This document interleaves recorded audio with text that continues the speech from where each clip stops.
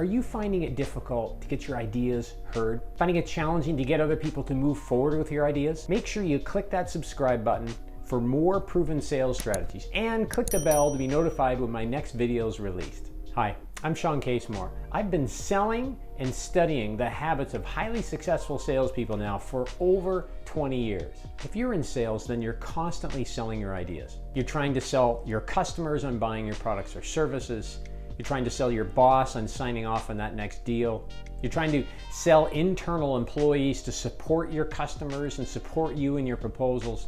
There's a lot of selling going on, and a lot of times it starts with your idea. In fact, whether you're in sales or not, if you're in business, and most of us are involved in some level of business, then you're constantly trying to sell your ideas. There are 7 proven ways with which you can sell your ideas. First off, always put yourself in the other person's shoes. And this is important. It's the very first one because it's the most important one of all. Make sure you're always considering the person you're trying to sell to. So if you're trying to sell an employee to work on your proposal first, you have to put yourself in their shoes. What's going on right now? What other work are they involved in, right? Do they seem distracted? Is something going on at their home that they may be distracted by?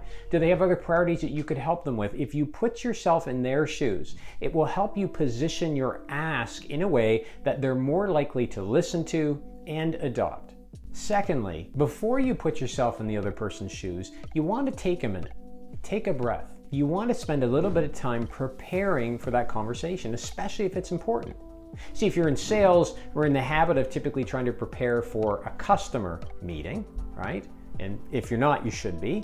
But oftentimes then when we go back, we don't necessarily prepare for other important discussions. We don't prepare to sell our ideas to our boss. We don't prepare to sell our ideas to our coworkers. Why? We just assume they're going to listen, and that's the wrong assumption to make. So you want to spend a few minutes sitting down in order to ensure that you're very clear on who am I going to sell my ideas to, who am I going to speak to, what's important to them, how can I position this such that they really not only understand it, but they grab hold of it and they want to make it their own idea. The third way to get your ideas sold is really to be nimble.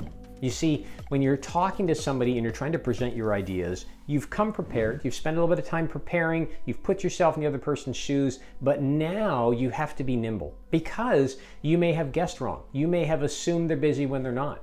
You may have drawn some conclusions that are incorrect. So when they respond, you need to be prepared to be nimble and adapt before you respond. You don't want to create a script and just read it verbatim. You want to make sure that you're in the moment, you're nimble, and you're shifting, right? Because that's really how we convince other people. No different than when I'm dealing with a customer. If they raise an objection that I hadn't considered, right? They say all of a sudden, well, Shawn, this price is just too high. I don't go, right? What I end up doing is saying, okay, well, I hear you, understand that's a concern. Good point. Let's talk about why that price is so high, right? So make sure you're nimble in your approach when you're trying to sell your ideas, and that's how you're going to make sure that the other person ends up being willing to move forward with your idea. Hey, if you've mastered these ideas so far, make sure you comment below, give me a thumbs up, and let me know what other ideas you've used to sell your ideas. The fourth thing you want to do if you want to get your ideas sold is to really actively listen. Now, why is that important? Well, if you're sharing something with somebody, even if you've done the prep work, you put yourself in their shoes and you're being nimble, what tends to happen is you're giving them something they might not have considered. And when that's the case, people tend to get frustrated. They want to share their own opinion, their own view. And if they don't believe they're being heard, they shut down, they stop, and immediately your ideas are done. So what you want to make sure you're doing is actively listening. That is using things such as, okay, I understand, that makes sense. Hadn't thought about it that way before. That's telling them that you are hearing them, and that is one of the key steps to making sure that you're heading down the right path to get your ideas sold. Why? Such a powerful word, isn't it? When you're trying to get your ideas sold through others, you want to make sure you explain the why. Why is this important? Why is now the right time? Why have you come to them? Why is it important the two of you come to some sort of agreement? All of the answers to those questions will help the other person put themselves in your shoes and understand why this is so important. You see, we often miss explaining why, and because there's no reasoning behind it, the other person tends to say, okay, well, this must not be important to them. They're just telling me to do something. I don't want to do it, so we're done here. Make sure you explain the why. The next thing you want to consider if you're trying to sell your ideas is to make sure you share relevant examples. So let's walk through this for a second. If I'm asking you to prioritize a proposal for me so that I can send it off to my customer. Maybe we're in the situation where you help draft up the proposal, right? I might say to you, look, I really need to get this proposal out today. Here's why.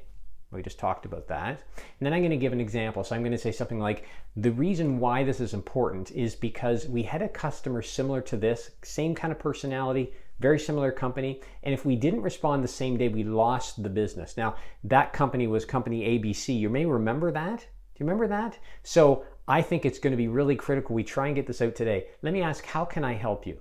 So by sharing an example that further supports the why, it demonstrates that this just isn't our opinion. There's some factual information or supporting information, which in turn will help convince or influence the other person to move forward with our ideas. Here's the last one for you, and it may come as a little bit of a surprise, but the last thing you want to do when you're trying to sell your ideas, it's smile, right? Because if I'm talking to you and things aren't going as planned, even if I'm remaining nimble, but I'm doing this, what does that make you think? How do you want to respond to that? You start to assume I'm upset, I'm going to be angry, right? I'm going to be frustrated, all things you don't want to deal with, and you'll shut down. If I do this, even if you're saying, Shawn, I can't do this for you today. No? Okay. Well, let me explain why I think this is important, and just give me a second. I know you're busy. Let me just walk you through what I think might happen. Relevant example, I ask again, right? The smile suggests to the other person that the conversation's continuing, that I'm not frustrated. Everything's good. That tends to keep the conversation open and moving forward. Selling your ideas in business is important, especially if you're in sales. That's why I've included down below a link to my 30 days to increase sales action planner.